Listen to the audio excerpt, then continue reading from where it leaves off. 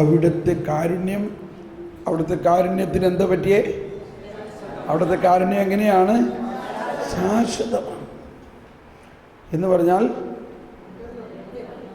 ഒരിക്കലും അവസാനിക്കില്ല, അന്ത്യമില്ല. അതാണ് ആ പിശാച് ബാധിതനോട് പറഞ്ഞു, നീ പോയിട്ട് എല്ലാവരോടും. എന്ത് പറയണം? നീ നിന്നോട് എങ്ങനെയാണ് കരുണ കാണിച്ചതെന്ന് നീ പറയണം. അതാണ് സുവിശേഷം. അപ്പോൾ അവനോട് എന്ത് പറയാനാണ് പറഞ്ഞത്?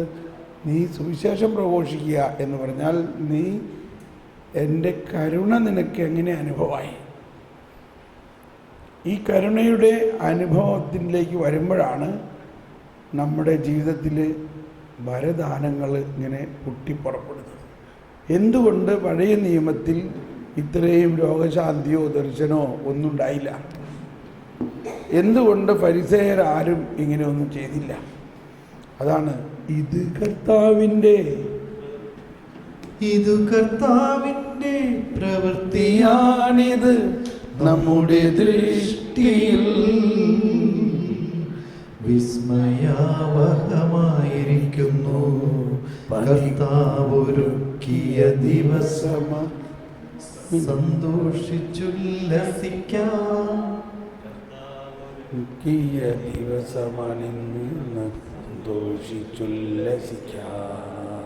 കണ്ടോ? ഇതിനകത്ത് മനസ്സിലാക്കേണ്ടത് ഈ വചനങ്ങൾക്കൊക്കെ ഭയങ്കര അർത്ഥമാണ്. അതായത് ഇത് നമ്മുടെ പ്രവൃത്തിയല്ല. ഈ രക്ഷ ആരുടെ പ്രവൃത്തിയല്ല? അപ്പോൾ ഫരിസേയരും നിയമജ്ഞരും പറയണ എന്താ? നീ പ്രവർത്തിക്കണം, നീ കണിശമായിട്ട് കൽപ്പന പാലിച്ചാൽ മാത്രമേ നിനക്ക് രക്ഷയുള്ളൂ, അല്ലെങ്കിൽ നീതി കിട്ടുള്ളൂ. അതാണ് മുടി. ഒരു നിയമജ്ഞൻ വന്നിട്ട് പറഞ്ഞു, ദൈവരാജ്യത്തിൽ പ്രവേശിക്കാൻ, നിത്യജീവൻ അവകാശമാക്കാൻ ഞാൻ എന്ത് ചെയ്യണം? എന്ത് പ്രവൃത്തിയാണ് അതിന്? നമ്മുടെ പ്രവൃത്തിയിൽ അടിസ്ഥാനത്തിലല്ല. എന്നിട്ട് പറയാണ്, പണിക്കാർ ഉപേക്ഷിച്ചു കളഞ്ഞ കല്ല് മുലക്കല്ലായി തീർന്നു. ഇത് കർത്താവിൻ്റെ പ്രവൃത്തിയാണിത് നമ്മുടെ ദൃഷ്ടിയിൽ വിസ്മയാവഹമായിരിക്കുന്നു. എല്ലാവരും ഒന്ന് പറഞ്ഞേ, ഇത് കർത്താവിൻ്റെ ഞാനിത് നമ്മുടെ ദൃഷ്ടിയിൽ വിസ്മയാവഹമായിരിക്കുന്നു. നീതിയുടെ കവാടങ്ങൾ എനിക്കായി തുറന്നു തരിക. ഞാൻ അവയിലൂടെ പ്രവേശിച്ച് കർത്താവിനു നന്ദി പറയട്ടെ. ഇരിക്കാം.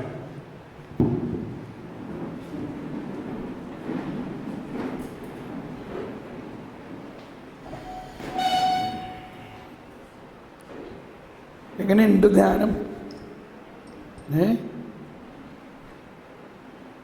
ഇതിനാണോ വന്നത്?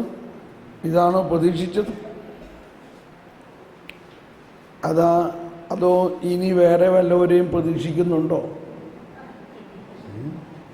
യോഹന്നാൻ മഹന്താനം ചോദിച്ചു, നീ തന്നെയാണോ നീ വരാനിരിക്കുന്ന ആൾ? അതോ ഇനി വേറെ ആരെയെങ്കിലും ഞങ്ങൾ പ്രതീക്ഷിക്കണോ? അപ്പോൾ ധ്യാനം എങ്ങനെ ഉണ്ടായിരുന്നു എന്നുള്ളതിനെക്കുറിച്ച് ഒന്ന് ചിന്തിച്ചേ. നമ്മൾ ഇന്നലെയും ഇന്നും കേട്ട ക്ലാസ്സുകളിൽ എന്ത് മനസ്സിലായി? വചനപ്രഘോഷകരുടെ പണി ഇങ്ങനെ പറയാം, നമ്മൾ കുറേ എല്ലാം കേൾക്ക്, നമുക്ക് ആവശ്യമുള്ളത് എടുക്കുക, ബാക്കിയുള്ളത് വിടുക. അപ്പോൾ അത് ഇവിടെ വന്നൊന്ന് പറഞ്ഞാൽ നല്ലതാണ്.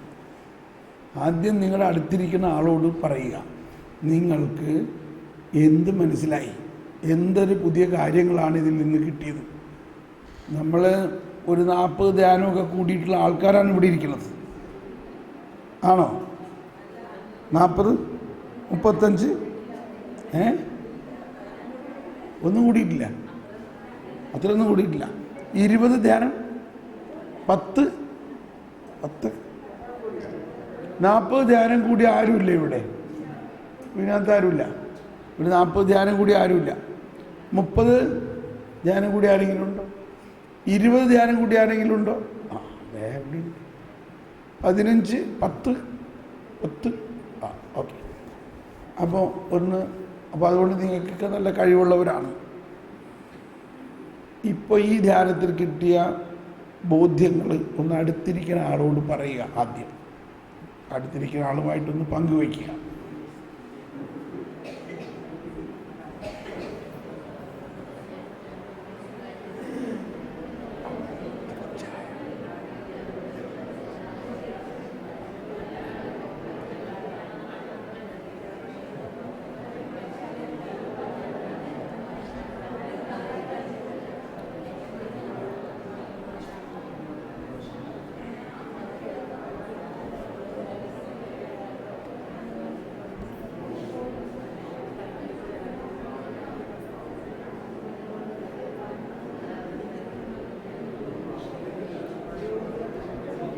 ഓക്കെ, സംസാരിച്ചു. ഇനി ഇവിടെ വന്നിട്ട് നിങ്ങളൊന്ന് പങ്കുവെക്കണം. നിങ്ങളോട് എന്താണ് അടുത്തിരിക്കുന്ന ആൾ പറഞ്ഞതെന്നും നിങ്ങൾ അങ്ങോട്ട് എന്താ പറഞ്ഞതെന്നും അത്രയും പറഞ്ഞാൽ മതി. നിങ്ങൾ അടുത്തിരിക്കുന്ന ആളോട് എന്ത് പറഞ്ഞു, അടുത്തിരിക്കുന്ന ആൾ നിങ്ങളോട് എന്ത് പറഞ്ഞു, പിന്നെ അതിൻ്റെ കൂടെ ഒരു സെൻറ്റൻസും കൂടി ചേർത്ത് വായോ. Please come. ഇവിടെ വന്ന് അവതരിപ്പിക്കണം. നിങ്ങൾ ലീഡേഴ്സാണ്. ഇനി ഇതിലും വലിയ ലീഡേഴ്സ് ആകാൻ വേണ്ടിയുള്ള വളർച്ചാ ധ്യാനമാണിത്.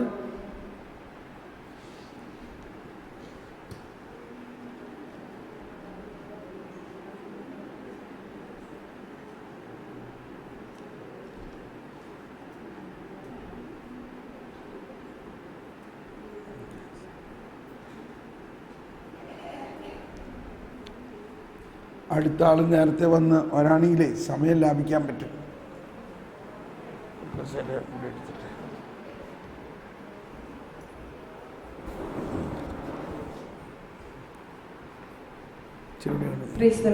ഞാൻ കോലമായി എന്ന് വരിക.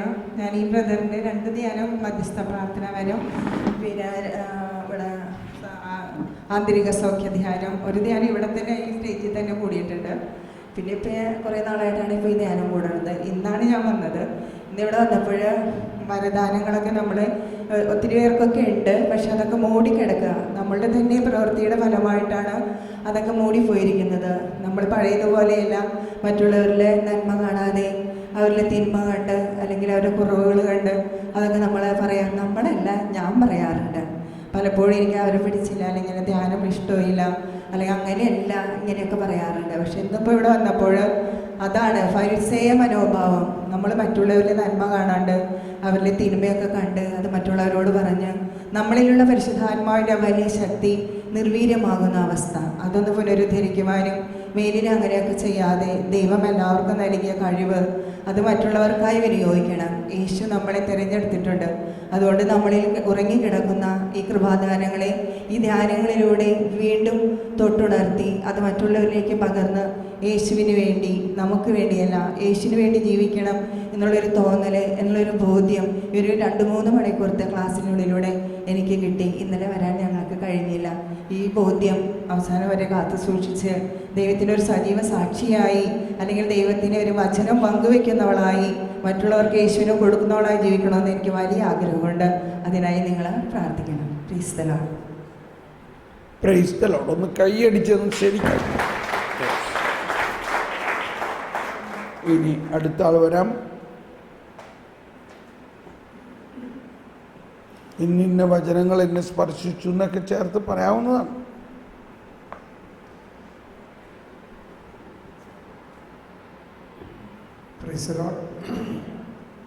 ഞാൻ കളമശ്ശേരി സബ് സോണിൽ നിന്ന് വരികയാണ്. ഇടപ്പള്ളി ഇടവക്കാരനാണ് ഞാൻ. ബ്രദറിൻ്റെ ഒരു ധ്യാനം നേരത്തെ ഉള്ളത് ഇത് തന്നെ കൂടിയായിരുന്നു. പിന്നെ സിസ്റ്റർ എൽസിസ് മാത്യൂസിൻ്റെ ധ്യാനവും കൂടിയായിരുന്നു. ഇതൊരു 3-4 കൊല്ലം മുമ്പാണ്. പിന്നെ ഈ വരദാന വളർച്ച ട്രെയിനിങ് പ്രോഗ്രാം ആയിട്ടാണ് ഞാൻ ട്രെയിനിങ് പ്രോഗ്രാം എന്ന ഒരു ധ്യാനത്തിലാണ് വന്നിരിക്കുന്നത്. ഞങ്ങളുടെ പ്രാർത്ഥനാ ഗ്രൂപ്പിൽ നിന്ന് ഞങ്ങൾ 3 പേരുണ്ട്. അപ്പം വരദാനങ്ങൾ ഉപയോഗിച്ചുള്ള കാര്യസംസ് ഉപയോഗിച്ചുള്ള പ്രാർത്ഥന കൂട്ടായ്മകളല്ല ഞങ്ങൾക്ക് ഉണ്ടായിരുന്നത്. ഭാഷാപരം കൊണ്ട് രോഗശാന്തി വരെ ഇങ്ങനെയുള്ളതൊക്കെ ഞങ്ങൾ ഉപയോഗിക്കാറുണ്ട്, ഷെയർ ചെയ്യാറുണ്ട്. പക്ഷേ ആഴത്തിൽ വരദാനങ്ങൾ ഉപയോഗിച്ചുള്ള പ്രാർത്ഥന കൂട്ടായ്മകൾ വളരെ കുറവാണിപ്പോൾ. ഞാനിപ്പോൾ സബ്സോണിൻ്റെ കോർഡിനേറ്ററും കൂടിയാണ്. ഞാൻ മിക്കവാറും പ്രാർത്ഥനാ ഗ്രൂപ്പുകളിലൊക്കെ പോയി അവരുടെ കൂടെ ചേർന്ന് പ്രാർത്ഥിക്കാറൊക്കെ ഉണ്ട്. പലയിടത്തും ഇങ്ങനെയൊരു കാര്യസംസ് ഉപയോഗിച്ചുള്ള പ്രാർത്ഥനകൾ കുറവാണ്. അപ്പോൾ അതിന് ഒരു ഈ ധ്യാനം ഒരു വലിയ ഉപകാരപ്രദമാകുമെന്ന് കണക്കാക്കി എല്ലാവരെയും പ്രത്യേകം പോയി ക്ഷണിച്ചെങ്കിലും വളരെ കുറച്ച് റെപ്രസെൻറ്റേഷൻ്റെ കളമശ്ശേരി സബ്സോണിൽ വന്നിട്ടുള്ളൂ. ഇവിടെ വന്ന ശേഷം ഈ ബ്രദറിൻ്റെ ക്ലാസ്സുകളിലൂടെയൊക്കെ നമുക്ക് ഒത്തിരി ബോധ്യങ്ങൾ കിട്ടിയിട്ടുണ്ട്. നമ്മൾ ഈ പറഞ്ഞ പരസ്യ മനോഭാവം സിസ്റ്റർ പറഞ്ഞ പോലെ അതൊക്കെയാണ് നമ്മളുടെ ഒരു ഈ വരദാനങ്ങൾ ഉപയോഗിക്കാൻ പറ്റാത്ത ഇതിൻ്റെ ഒരു കാരണമെന്നൊക്കെ മനസ്സിലായി. ഇനിയുള്ള ഭാവിയിൽ ഓരോ പ്രാർത്ഥനാ ഗ്രൂപ്പിലും പോയി ഞങ്ങളുടെ പ്രാർത്ഥനാ ഗ്രൂപ്പിലാണെങ്കിലും ഈ വരദാനങ്ങൾ ഉപയോഗിച്ച് ഈ കാര്യസംസ് ഉപയോഗിച്ചുള്ള പ്രാർത്ഥനയ്ക്ക് വേണ്ടി ശ്രമിക്കാമെന്ന് വിശ്വസിക്കുന്നു. കൈയടിച്ച് നന്ദി പറയാം. അടുത്ത ആൾ വരാം.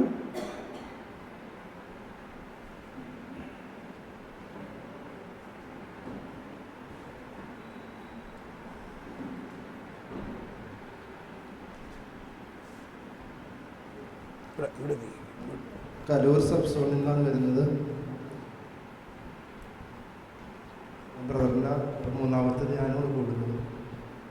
എനിക്കിതിൽ മനസ്സിലാക്കാൻ പറ്റിയത് സാധാരണഗതിയിൽ ധ്യാനം എന്ന് പറയുമ്പോഴത്തേക്കും 10 കൽപ്പനകളെ വെച്ച് പാപങ്ങളെക്കുറിച്ചൊരു ചിന്തയാണ്.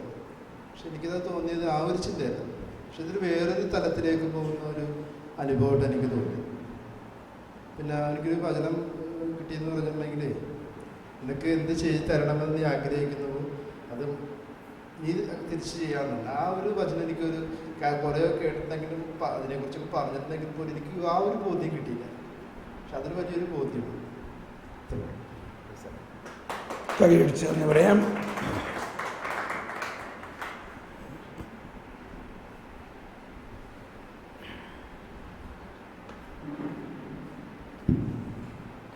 വളരെ ചെറുപ്പകാലങ്ങളിൽ കൂടി നമ്മുടെ മനസ്സിലുണ്ടായിക്കൊണ്ടിരിക്കുന്ന തെറ്റായ കുറേ ധാരണകളെ തിരുത്തുന്നതിന് ഈ ബ്രദറിൻ്റെ ധ്യാനം സഹായിച്ചു എന്നാണ് എനിക്ക് തോന്നുന്നത്. അതുപോലെ തന്നെ ക്രിസ്ത്യാനിയെ സംബന്ധിച്ചിടത്തോളം ചോദ്യപേപ്പർ മാത്രമല്ല ക്രിസ്തീയ സമൂഹത്തിൻ്റെ കയ്യിലുള്ളത്, ഉത്തരക്കടലാസും നമ്മുടെ കയ്യിലുണ്ട്. എന്നിട്ടും ലോകത്ത് പരാജയപ്പെടുന്ന ഒരേ ഒരു വിഭാഗം ക്രിസ്ത്യാനി മാത്രമാണ്. ഞാനിത് പറയുന്നത് എന്താണെന്ന് വെച്ചാൽ നമ്മുടെ ബൈബിളിൽ നമുക്കുണ്ടാകുന്ന എല്ലാ പ്രശ്നങ്ങൾക്കും പ്രതിവിധി ഉണ്ട്. തമ്പുരാൻ പ്രതിവിധി കൽപ്പിച്ചിട്ടുമുണ്ട്. പക്ഷേ നമ്മളൊന്ന് വായിക്കാനോ അതൊന്ന് ധ്യാനം നടത്തുവാനോ ഒന്നും തയ്യാറാകാറില്ല.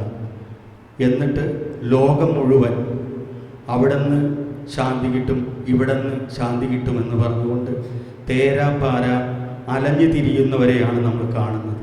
അങ്ങനെ പല സ്ഥലത്തും പോകുന്നവരെ ഞാൻ കുറ്റപ്പെടുത്തുകയല്ല.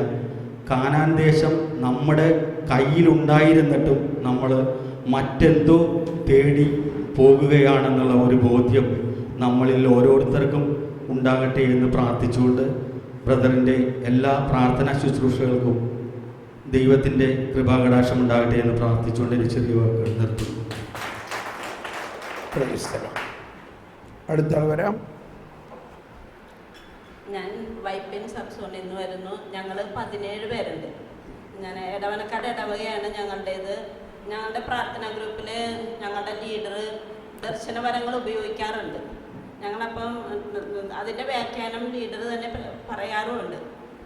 ഇവിടെ വന്നപ്പോൾ വരങ്ങളും ദാനങ്ങളും നമ്മളിലുണ്ടെങ്കിലും നമ്മളുടെ തന്നെ പോരായ്മകൾ എന്തൊക്കെയാണെന്ന് വെളിപ്പെടുത്തി അത് ബോധ്യത്തിലേക്ക് കൊണ്ടുവരാനായിട്ട് സാധിച്ചു. ചെറിയ ഇന്നത്തെ ക്ലാസ്സിലൂടെയും പിന്നെ മറ്റൊന്ന് എനിക്ക് പറയാനുള്ളത്, ഇവിടെ ചേട്ടൻ പങ്കുവച്ചതുപോലെ വിശുദ്ധ മത്തായിയുടെ സുവിശേഷം 7-29 തിരുവചനം, മറ്റുള്ളവർ നിങ്ങൾക്ക് എന്ത് ചെയ്തു തരണമെന്ന് നിങ്ങൾ ആഗ്രഹിക്കുന്നുവോ അത് നിങ്ങൾക്ക് ചെയ്തു കൊടുക്കാൻ വളരെ ഭംഗിയായിട്ട് ബ്രദർ നമുക്ക് പങ്കുവെച്ച് തന്ന്.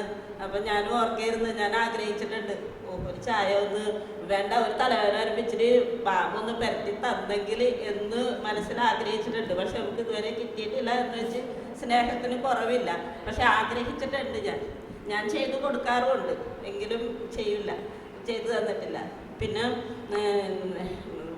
അപ്പം ആ ഒരു ഇത് ഭയങ്കരമായിട്ട് ഹൃദയത്തിൽ സ്പർശിച്ച്, പിന്നെ അച്ഛൻ്റെ പ്രസംഗത്തിലൂടെയാണെങ്കിലും നമ്മളിലുള്ള മെസപ്പൊട്ടോമിയ അത് വളരെ ഹൃദയ സ്പർശമായിരുന്നു എന്നുള്ളതാണ്. പിതാവും പുത്രനും പരിശുദ്ധാത്മാവുമായ ദൈവത്തിന് ഉദാഹരണമായിട്ട് പറഞ്ഞത് അബ്രഹാം, ഇസഹാക്ക്, എലയാസർ. അപ്പോൾ അബ്രഹാം പിതാവ്, ഇസഹാക്ക് പുത്രൻ, പരിശുദ്ധാത്മാവ് എലയാസർ. അത് നമ്മൾ ഓരോരുത്തരുമാണെന്ന്. അപ്പോൾ അത് വളരെ ഭംഗിയായിട്ട് അച്ഛൻ്റെ പ്രസംഗത്തിലൂടെ കേൾക്കാൻ സാധിച്ചു. പിന്നെ തോമസ് പോൾ എന്ന് കേട്ടിട്ട് മാത്രമേ ഉള്ളൂ, കണ്ടത് ഇന്നലെയാണ്. അപ്പോൾ വളരെ സന്തോഷം തോന്നി. കാരണം എന്താണെന്ന് വെച്ചെന്നാൽ ബ്രദറിൻ്റെ അനിയൻ വർഗീസ് കൊണ്ടറിയാം. അപ്പം എൻ്റെ മനസ്സിൽ ആ ഒരു രൂപമായിരുന്നു. പക്ഷേ അതിൻ്റെ വ്യത്യസ്തനാണ്, മിടുക്കനുമാണ്.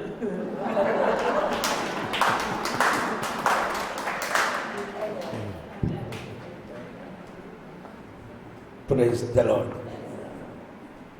ഇനി ആർക്കും എന്തൊക്കെ പറയാനുണ്ട്. നമ്മൾ ഈ ലീഡർ എന്ന് പറഞ്ഞിരുന്നാലൊന്നും ശരിയാവുന്നില്ല. ലീഡർ ഇരിക്കുന്ന ആളല്ല, ലീഡർ ചാടുന്ന ആളാണ്.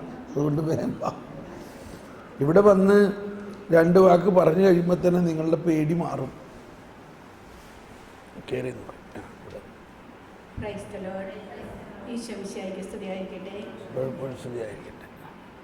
ഞാൻ 1997 തോന്നുന്നു എൻ്റെ ഓർമ്മയിൽ ധ്യാനത്തിന് മുരുങ്ങൂർ പോയി.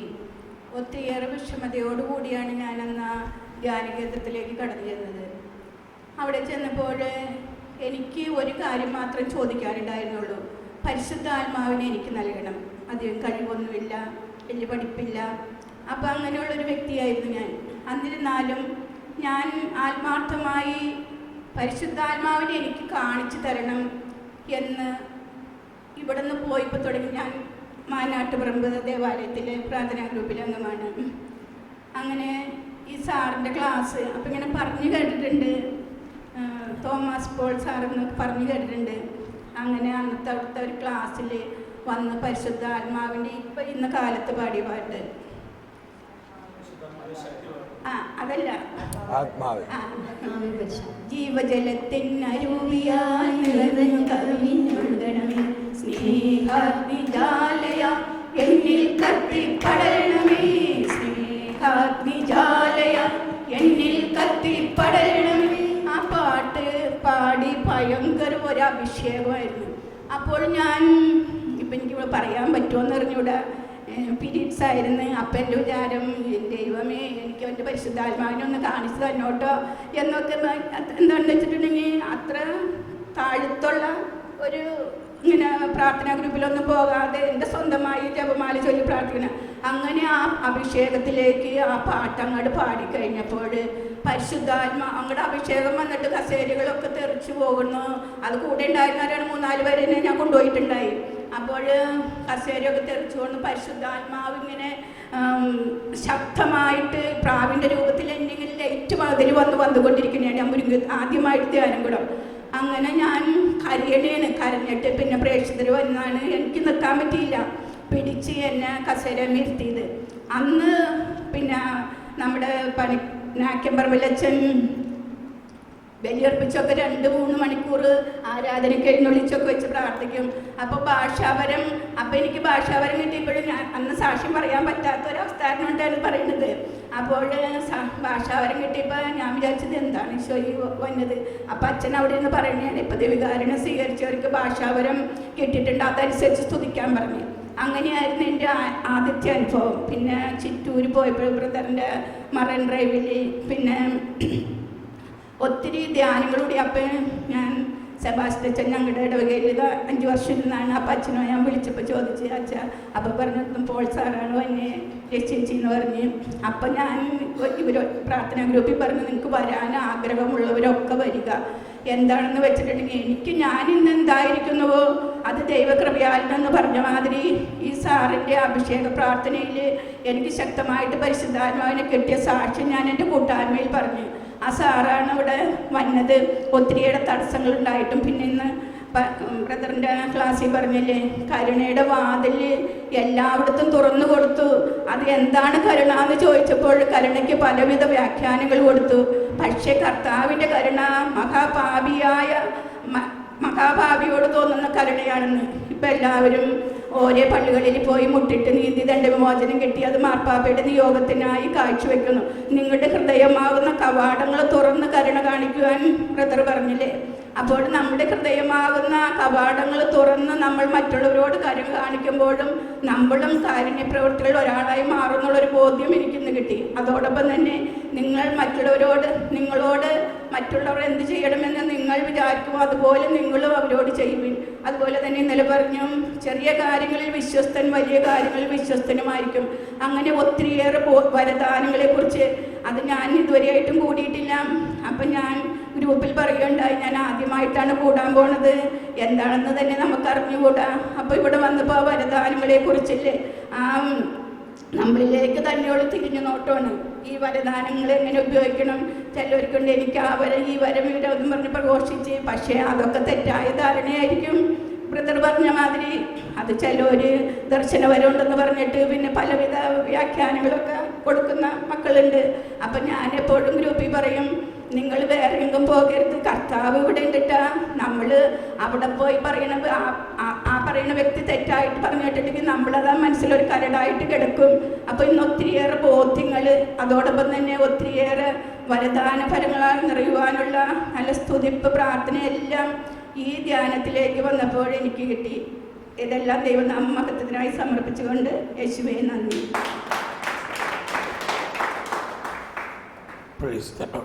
വരൂ.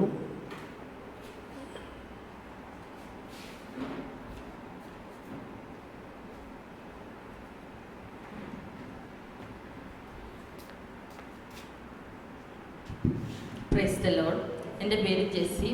ഞാൻ പച്ചാളം സബ് സോണിൽ വഴുതല സെയിൻറ്റ് ആൻ്റണീസ് ചർച്ചിൽ പാരിഷ് ആ ചർച്ചിൽ പ്രെയർ ഗ്രൂപ്പിൽ ഒരു കോർ അംഗമാണ്. അപ്പോൾ ഞങ്ങളെല്ലാ ഞായറാഴ്ചയും വളരെ ശക്തമായിട്ടുള്ളൊരു പ്രാർത്ഥനാ ഗ്രൂപ്പ് നയിച്ചുകൊണ്ടിരിക്കുകയാണ്. ഞാൻ അതിലൊരു അംഗം മാത്രമാണ്. എന്നിരുന്നാലും എല്ലാ ഞായറാഴ്ചകളിലും ഞങ്ങളവിടെ കൂടും. പിന്നെ എല്ലാ മൺഡേയിലും എല്ലാ തിങ്കളാഴ്ചയും ഞങ്ങൾ കോർ ഗ്രൂപ്പ് അംഗങ്ങൾ മാത്രം കൂടുകയും പിന്നെ എല്ലാ ഫ്രൈഡേയ്സിലും മധ്യസ്ഥ പ്രാർത്ഥന പോലെ കൂടുകയും ഞങ്ങൾ കോർ ഗ്രൂപ്പ് അംഗങ്ങൾ ചെയ്യാറുണ്ട്. പിന്നെ ഞാൻ ഇതുവരെ സാറിൻ്റെ ധ്യാനം കൂടിയിട്ടില്ല. ഞാൻ ഒരു 5-6 ധ്യാനം ഞാൻ വർക്ക് ചെയ്യുകയാണ്, ജോലിയുണ്ട്, ഗവൺമെൻറ്റിൻ്റെ ഡിപ്പാർട്ട്മെൻറ്റിൽ ജോലി ചെയ്യുന്നുണ്ട്. അടുത്ത ശരിക്കും 6-7-8 ഞങ്ങളുടെ സബ് സോണിലേക്ക് പറഞ്ഞിരിക്കുന്ന ഡേറ്റ്. ആ ദിവസങ്ങളിൽ എനിക്ക് വരാൻ സാധിക്കില്ല. അപ്പോൾ ഒരു 3 ദിവസത്തെ ലീവ് എടുത്തുകൊണ്ട് വന്നാണ് ഇവിടെ കൂടാൻ, ഈ ധ്യാനം കൂടാൻ തന്നെ ഞാൻ വന്നിരിക്കുന്നത്. ഞാൻ ഇതുവരെ സാറിൻ്റെ കൂടിയിട്ടില്ല. എന്നിരുന്നാലും ഞങ്ങളുടെ പ്രെയർ ഗ്രൂപ്പിൽ ഒരു പ്രിയ ചേച്ചി ഗോപിച്ചേട്ടനുണ്ട്. സാറിന് നല്ലോണം അറിയുന്നത്. അപ്പോൾ എപ്പോഴും ഞങ്ങളുടെ ഗ്രൂപ്പിൽ സാറിന് പറയാറുണ്ട്, ഞാൻ ഇതുവരെ കൂടിയിട്ടില്ലെങ്കിലും പറയും, അവരെ ശരിക്കും ഹിന്ദുക്കളാണ്. ആ ഹിന്ദുവിൻ്റെ ഒരിതാണെങ്കിലും അവൾ വളരെ ശക്തമായിട്ടുള്ള, നമ്മൾ ക്രിസ്ത്യാനികളെന്ന് പറഞ്ഞാൽ ഒന്നുമല്ല അവരുടെ മുമ്പിൽ, അവർക്ക് അത്ര വിശ്വാസമാണ്. അപ്പോൾ അവർ ഞങ്ങളുടെ ഗ്രൂപ്പിലുണ്ട്, 2 പേരുണ്ട്. ഭാര്യയും ഭർത്താവും ഹിന്ദുസായിരുന്നു. അവർ കുടുംബം കംപ്ലീറ്റ് ഇങ്ങോട്ട് മാറിയിരിക്കുന്നത്. അപ്പോൾ വളരെ ശക്തമായ പ്രാർത്ഥനയാണ് അവരുടെ. അപ്പോൾ അതിനെല്ലാം നേതൃത്വം കിട്ടിയിരിക്കുന്നത് സാറിൻ്റെ കയ്യിൽ നിന്നാണ് അവരിപ്പോഴും പറയാറുണ്ട്. അപ്പോൾ ഈ ധ്യാനം കൂടാൻ പ്രധാനമായിട്ടും വന്നത് ഈ കാര്യം ജോലിയുടെ ഇടയ്ക്കൊക്കെ ഇങ്ങനെ പോകും. വലിയ പ്രാർത്ഥനകളൊക്കെ ഇച്ചിരി കുറവാണെങ്കിലും ഇടയ്ക്കൊക്കെ അതിനൊക്കെ ഒരു താല്പര്യമുണ്ട്. അപ്പോൾ ഇപ്പോൾ ഈ ധ്യാനം, പരിശുദ്ധാത്മാവിൻ്റെ ഒരു ധ്യാനം എനിക്ക് അത്രയധികം ഒരു അനുഭവങ്ങൾ ഇതുവരെ കിട്ടിയിട്ടില്ല. അപ്പോൾ പരിശുദ്ധാത്മാവിനെ ഞാൻ ഒരുപടി പ്രാർത്ഥിക്കും, പക്ഷെ എന്തോ നന്നായിട്ട് പ്രാർത്ഥിക്കാനും പാടാനും ഒക്കെ എനിക്ക് പറ്റും. എന്നാൽ എനിക്ക് ആ ഒരു തിരിച്ചറിവില്ല. പക്ഷെ സാറ് പറയുന്നത് നമ്മുടെ ഉള്ളിൽ പരിശുദ്ധാത്മാവ് ഉണ്ട് എന്ന് നമ്മളത് തിരിച്ചറിയണം എന്ന് പറഞ്ഞപ്പോൾ അതെനിക്കൊരു സ്ട്രൈക്ക് ചെയ്തു. ഞാനത് വേറെ തപ്പി നടക്കുകയാണല്ലോ. അത് എൻ്റെ ഉള്ളിൽ തന്നെ ഉള്ള ആ പരിശുദ്ധാത്മാവിനെ ജ്വലിപ്പിക്കാനായിട്ടുള്ള പ്രാർത്ഥനകളെ ഞാൻ ഈ ദിവസം ഇന്നലെയും ഉള്ള പ്രാർത്ഥനകൾ പ്രധാനമായിട്ടും. പിന്നെ ഒരു കാര്യം പ്രധാനം പറഞ്ഞത്, നമ്മുടെ ജീവിതം കെട്ടിക്കിടക്കുന്ന ഒരു വെള്ളം പോലെയാണെന്ന് പറയുന്നല്ലോ. അപ്പോൾ ഒഴുക്കില്ലാത്ത ഒരു ഇത്, ആ ഒരു ഇതിൽ നമ്മൾ കുറേയൊക്കെ ആ ഒരു ചൈതന്യം നമ്മൾ നടക്കണം. അപ്പോൾ ആ ഒരു അവസ്ഥ നമ്മളൊന്ന് മാറ്റിയെടുക്കണം എന്നുള്ളതും, പിന്നെ സുവർണ നിയമമായിട്ട് ആ ഒരു വചനം നന്നായിട്ട് സ്ട്രൈക്ക് ചെയ്തു. നമുക്ക് പലതും മറ്റുള്ളവർക്ക് വേണ്ടി ചെയ്യാനായിട്ട് നമുക്ക് പറ്റും. എന്നിരുന്നാലും നമ്മുടെ ഒരു മനസ്സിൻ്റെ ആ ഒരു സങ്കുചിതാവസ്ഥയും എല്ലാം കൊണ്ട് നമുക്കതിന് കഴിയാതെ പോകുന്നുണ്ട്. പിന്നീട് വേറൊരു വചനം സ്ട്രൈക്ക് ചെയ്തത് 1 കൊറിന്തോസ് 12:13-14 പറഞ്ഞല്ല, സാൻഡ്വിച്ച് പോലെ. അപ്പോൾ അതെനിക്ക് വളരെ സ്ട്രൈക്ക് ചെയ്തു. അത് നല്ലൊരു ഇതായിട്ട് എനിക്ക് തോന്നി. എന്നുവെച്ചാൽ ആ 12, 13, 14 അധ്യായങ്ങൾ അത്ര കണ്ട് കൂട്ടിയിണക്കപ്പെടുന്നു എന്നുള്ളതൊക്കെ നമ്മളിങ്ങനെ കേൾക്കുന്നുണ്ടെങ്കിലും ആ ഒരു എക്സാമ്പിൾ പറഞ്ഞപ്പോൾ നന്നായിട്ട് സ്ട്രൈക്ക് ചെയ്തു. അപ്പം പരിശുദ്ധാത്മാവിൻ്റെ ശക്തി നമ്മിൽ നിറഞ്ഞാൽ നമുക്കെല്ലാം ചെയ്യാൻ സാധിക്കും. അതായത് 10:8 പറഞ്ഞു. അതായത് ആ ശക്തി ഉണ്ടെങ്കിൽ യേശുക്രിസ്തു ചെയ്യുന്നത് എല്ലാം നമുക്ക് ചെയ്യാൻ സാധിക്കും എന്നുള്ള ആ ഒരു വചനവും എന്നെ നന്നായിട്ട് ഇൻഫ്ലുവൻസ് ചെയ്തു. ഏതായാലും ഇനിയും 2 ദിവസങ്ങളിൽ കൂടുതൽ നല്ലൊരു അനുഭവങ്ങൾ കിട്ടും എന്ന് തന്നെ ഞാൻ പ്രതീക്ഷിക്കുന്നു. Okay, thank you. Price the Lord. ഇനിയും ആരോ ഒരാൾ വരാനുണ്ട്.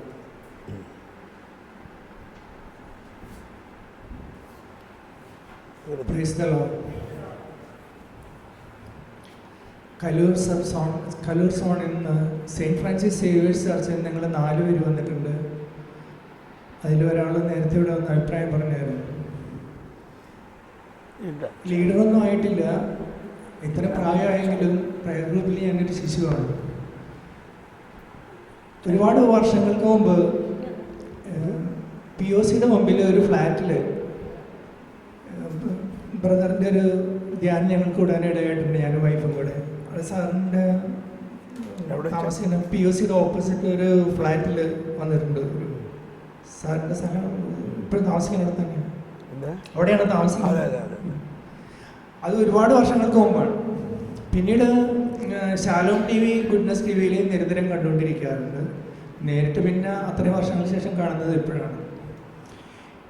ഈ പല കൃപകൾ നമുക്ക് ലഭിക്കുന്നതിന് തടസ്സമായിട്ടുള്ള ഒരു കാരണം അവിടെ പറഞ്ഞാൽ മറ്റുള്ളവരെ വിധിക്കുന്നത്.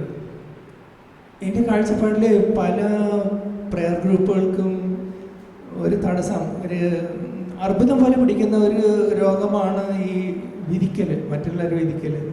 എനിക്ക് തോന്നിയിട്ടുണ്ട് അതൊക്കെയാണ് നമ്മളുടെ കൃപ നഷ്ടപ്പെടുത്തുന്നതെന്നും എനിക്കിപ്പോൾ പൂർണ്ണമായിട്ട് ബോധ്യമായി. പേഴ്സണലായിട്ട് പറയുകയാണെങ്കിൽ ഞാൻ പ്രാർത്ഥിക്കുമ്പോൾ നീ ഇവിടെ ഇരിക്കുക എന്ന് പറഞ്ഞ വചനമാണ് ഇന്നലെ ബ്രദർ പറഞ്ഞത്. സാധാരണ ഈശോൻ്റെ അടുത്ത് ചെന്നിട്ടുണ്ടെങ്കിൽ ഒരു വലിയ ലിസ്റ്റുമായിട്ടാണ് ചെല്ലണം. ഒരറ്റം തുടങ്ങിയാൽ മറ്റേ അറ്റം വരെ ഇങ്ങനെ പറഞ്ഞ് അങ്ങോട്ടും പോയി അവസാനിപ്പിക്കും. അതാണ് പ്രാർത്ഥന ഈശോയുടെ അടുത്ത് പറയുന്നത്. മിണ്ടാതിരിക്കുക, ഈശോ എനിക്ക് വേണ്ടി പ്രാർത്ഥിക്കുക എന്നുള്ളത് എനിക്കൊരു പുതിയ അനുഭവമാണ്. നല്ല ബ്രദർ പറഞ്ഞ പോലെ പോയി ഒന്നും പറയാണ്ടിരുന്നു. ഒരുപക്ഷെ ഇവിടെ വന്ന് കയറി ഇത് പറയാൻ അത്രയും തന്നെ ധൈര്യം എനിക്ക് തന്നത് ആ ഈശോ എനിക്ക് വേണ്ടി പ്രാർത്ഥിച്ചുകൊണ്ടിട്ടാണ്. അതിൽ നല്ല ഇതായിട്ട് തോന്നുന്നു. Thank you very much. Price the Lord.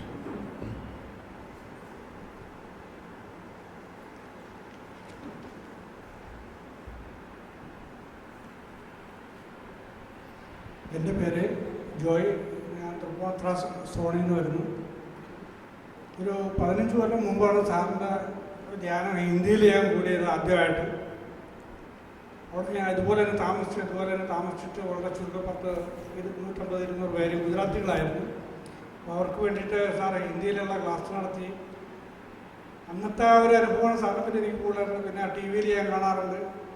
അത് കഴിഞ്ഞ് നേരെ പിന്നെ പറവൂർ പ്രാവശ്യം സൗത്ത് പറവൂർ സാറിൻ്റെ ഒരു ധ്യാനം ഉണ്ടായിരുന്നു.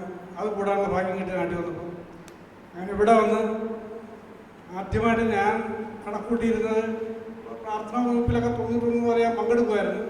പക്ഷേ അതിൽ ഞാൻ സൈഡിൽ പോയി ഇരിക്കുക, സെൻറ്ററിലും ഇല്ല ഫ്രണ്ടിലും ഇല്ല, ബാക്കിലിരുന്നുകൊണ്ട് എന്തൊക്കെ അവരുടെ ഒപ്പം നിൽക്കുക എന്നുള്ളതല്ലാതെ അതിൽ കൂടുതൽ ആക്റ്റീവായിട്ട് ഞാൻ വരാറില്ലായിരുന്നു. അപ്പോൾ അതിൽ ചില ഭാഷാവർത്തിലൊക്കെ പറയുമ്പോൾ എനിക്കതൊരു തമാശയായിട്ട് തോന്നാറില്ല. കാരണം അത്രയും സീരിയസ് ആയിട്ട് എടുത്തിട്ടില്ല. കാരണം അങ്ങനെ ഒരു വരദാനം കൊണ്ട് അവർ കാണിക്കുന്ന ആക്റ്റാണോ എന്നുള്ള ഒരു സംശയക്കാരൻ തന്നെയാണ്. ഞാനെപ്പോഴും സംശയത്തിൽ കൂടി അവരെ നോക്കുകയാണ്, അവർ ചെയ്യുന്നതൊക്കെ ശരിയാണോ അല്ലെന്ന്. ഞാൻ അങ്ങനെ അവരെ ടെസ്റ്റ് ചെയ്തുകൊണ്ടിരിക്കുകയാണ്. ഞാനൊരിക്കലും മുന്നോട്ട് വരാറില്ല.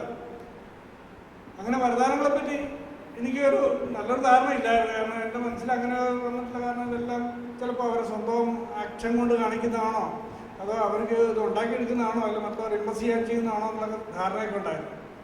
പക്ഷെ ഇവിടെ വന്ന് ഇന്നലെ മുതലുള്ള സാറിൻ്റെ ക്ലാസ് കൂടിയപ്പോഴാണ് ഈ വരദാനം എങ്ങനെയാണ് കിട്ടുന്നതും എങ്ങനെയാണ് അത് നമുക്ക് ഉപയോഗിക്കേണ്ടതെന്നും നമുക്ക് ദൈവം ഒരു ശക്തി തന്നിട്ടുണ്ട്, അതെങ്ങനെ പുറത്തു കൊണ്ടുവരണം എന്നുള്ള പോലും ഒരു ധാരണ നമുക്കില്ലായിരുന്നു. ഇന്ന് ഈ 2 ദിവസം കൊണ്ട് ദൈവത്തിൻ്റെ അനുഗ്രഹം കൊണ്ട് അത്ര പേര് മനസ്സിലാക്കാനുള്ള കഴിവ് കിട്ടി. അതുപോലെ ആദ്യമായിട്ട് ഞാനൊരു പുതിയ ഒരു മെത്തേഡ് കാണുകയാണ്. സങ്കീർത്തനത്തിൽ കൂടി ഒരു ധ്യാനം ഞാൻ കൂടിയിട്ടില്ല. എനിക്ക് സങ്കീർത്തനം എന്ന് പറയുമ്പോൾ ആ കൂടി വായിക്കുന്ന 91, 141 ഇതിങ്ങനെ ഡെയിലി വീട്ടിൽ വായിക്കുന്ന ആ ഒരു ശീലമല്ലാതെ സങ്കീർത്തനത്തെ പറ്റി കൂടി ഡീപ്പായിട്ട് ഞാൻ ചിന്തിക്കാറില്ല.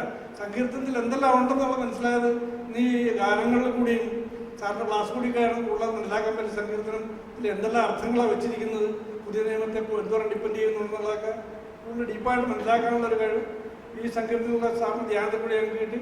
അതിന് സാറിന് ഏറ്റവും നന്ദി പറയും. Praise the Lord. വരൂ.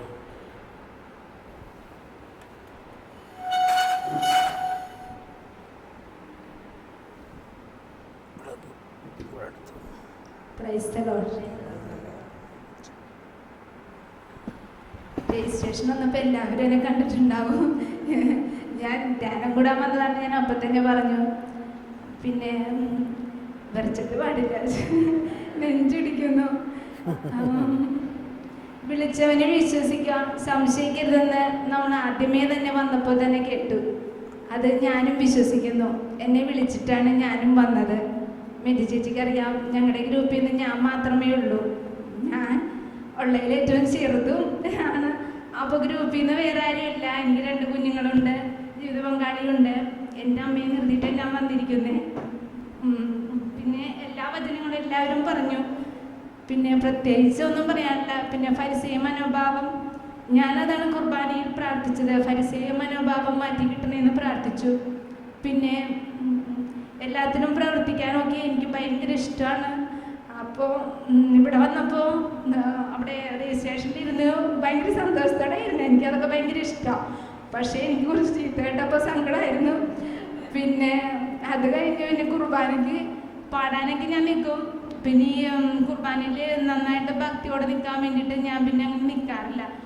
അവിടെ നിൽക്കുമ്പോൾ ടെൻഷനായിരിക്കും. അപ്പോൾ അതാണ് പിന്നെ അങ്ങനെ കൊയറിൽ ഇപ്പം നിൽക്കാറില്ല.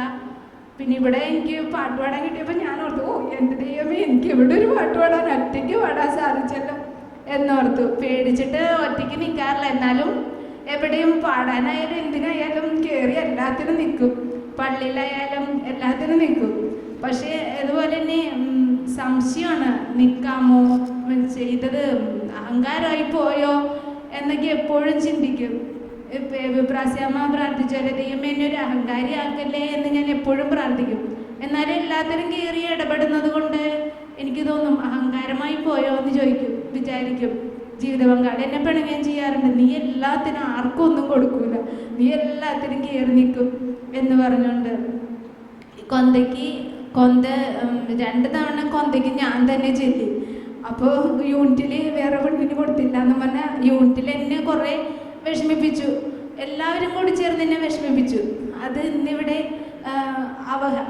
അവഹേളനായ നിങ്ങൾ അത് വിഷമിക്കേണ്ട എന്നൊക്കെ പറഞ്ഞപ്പോൾ ഞാനും വിചാരിച്ചു, അതൊന്നും വിഷമിക്കേണ്ട കാര്യമില്ല, അതൊക്കെ ദൈവം നമുക്ക് സന്തോഷമായി മാറ്റുന്നതാണെന്നുള്ള പൂർണ്ണ ബോധ്യം എനിക്ക് ഇവിടെ നിന്ന് കിട്ടി. ഇത്രേ ഉള്ളൂ. പ്രാർത്ഥിക്കണേ. Praise the Lord. Okay. Yes, very good. ഇനി ആരെങ്കിലും ഉണ്ടോ? ഇത് നമുക്ക് നാളെ പറയാം കേട്ടോ.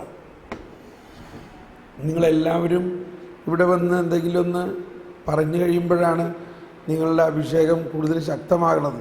തോമസ് പോൾ നിൽക്കണോടത്ത് നിങ്ങൾ നിൽക്കണം. നിൽക്കണോ? ഓക്കെ.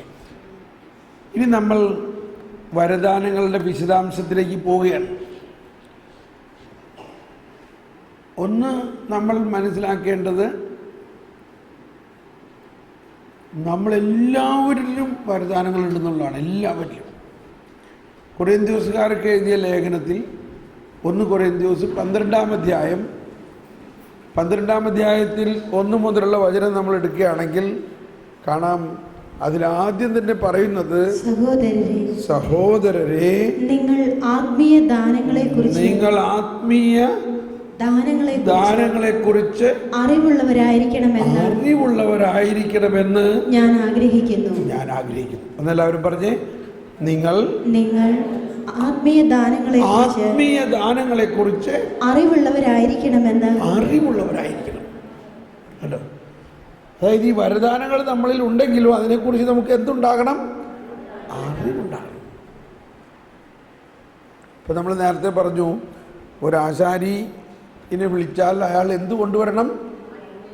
ഉപകരണങ്ങൾ കൊണ്ടുവരണം. ഇന്നത്തെ കാലത്ത് ആശാരിമാരുടെ ഉപകരണങ്ങളൊക്കെ പണ്ടത്തെ ഉപകരണങ്ങളുമാതിരിയല്ല, ഇല്ലേ? എന്ന് പറഞ്ഞു ചീറ്റണ ഉളികളും പവർ ടൂൾസാണ്. പെട്ടെന്ന് പണി നടത്തുക. പക്ഷേ ആ